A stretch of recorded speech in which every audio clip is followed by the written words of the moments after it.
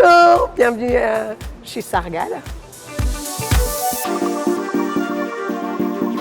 Alors, on est à Sargal et Sargal en Wolof, ça veut dire rendre hommage, pay tribute. Et Sargal, c'est vraiment tout l'esprit, c'est rendre hommage à tous les artisans qui sont là.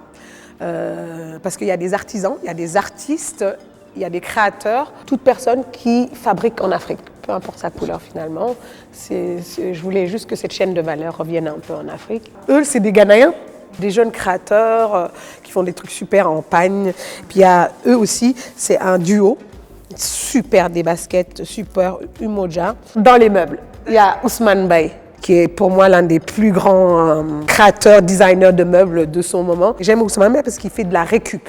Et pour moi, la récup en Afrique, c'est essentiel. Je me décris comme un entrepreneur culturel. Plus le temps passe, plus je sais que la mode est juste un prétexte pour moi pour avoir des créateurs de meubles, du café Burundi. Mes parents étaient diplomates, avec une idée bien, surtout mon père, bien ferme de ce que sa fille devrait être, avocate ou banquière, parce que je suis devenue en DUG, il y avait des TD, et je faisais toujours des défilés de mode, je faisais des collections, j'avais déjà commencé, j'avais ma petite machine. Après à la banque, je me suis fait un prêt avec l'aide de mon directeur, une vraie sénégalaise, et j'ai créé Adama Paris. Ce qui m'a vraiment lancé, c'est quand même le Ouznex. Le salon du prêt-à-porter à l'époque, j'avais eu beaucoup de commandes, j'avais eu 100 et quelques, c'était énorme à l'époque. Quand j'ai commencé à fabriquer au Maroc.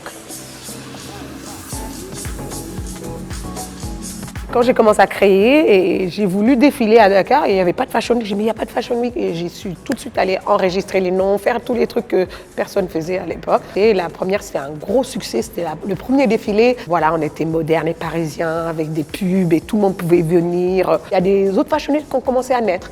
Et du coup, les gens ont commencé à me prendre comme consultante ou comme productrice. Donc j'allais Gambia Fashion Week, au Mali, on a fait Angola, Côte d'Ivoire avec le Massa.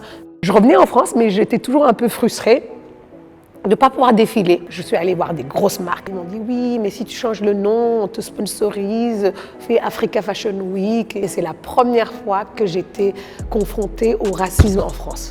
Et je voulais pas le faire dans une mairie du 18e ou aller à Saint-Ouen. Je voulais vraiment pas. Parce que déjà, moi, je sais pas ce que je connaissais. Parce que les gens me voyaient arriver en tant que noire, ils voulaient toujours me mettre dans un foyer. Donc on a quand même pu le faire dans mon lieu super, en face de Chanel. Et ils ont eu tous les noirs pendant tout le 3 trottoirs à truc. Et c'était un truc. Hein. Et on a commencé à faire aussi dans d'autres villes, Bahia, Montréal. Et Montréal, ça continuait comme Paris, chaque année. J'ai lancé une télé il y a 4 ans et l'idée, c'était de mettre en avant toutes ces Fashion Week africaines et tous ces créateurs qui finalement n'avaient pas de télé spécifique à eux. Mais je suis très fière que ça marche et que maintenant on est sur 42 pays, on est sur 12 pays en Europe et sur 13 en Amérique. Et là, bien évidemment, très moderne, doudoune, Adama Paris.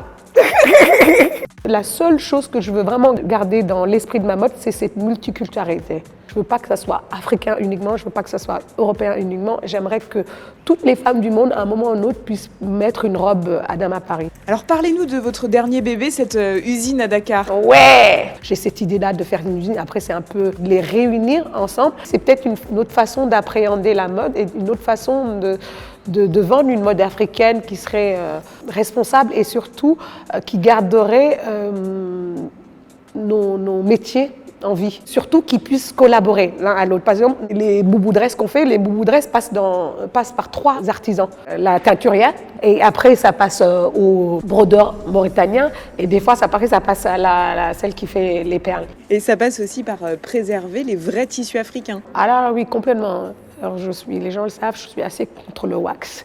Et tout simplement parce que c'est pas fabriqué en Afrique et que c'est pas un tissu africain, c'est que c'est la plus belle et réussite de forme de colonisation textile qu'on ait eue.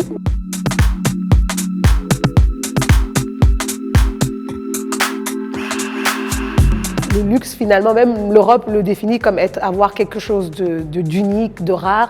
Et c'est ce qu'on a. C'est-à-dire, il y a très peu de Françaises qui peuvent aller à un tailleur et se faire une robe. Et du coup, c'est pour ça que pour moi, le mot luxe et l'Afrique peuvent être dans une phrase sans que ça soit quelque chose de complètement incroyable.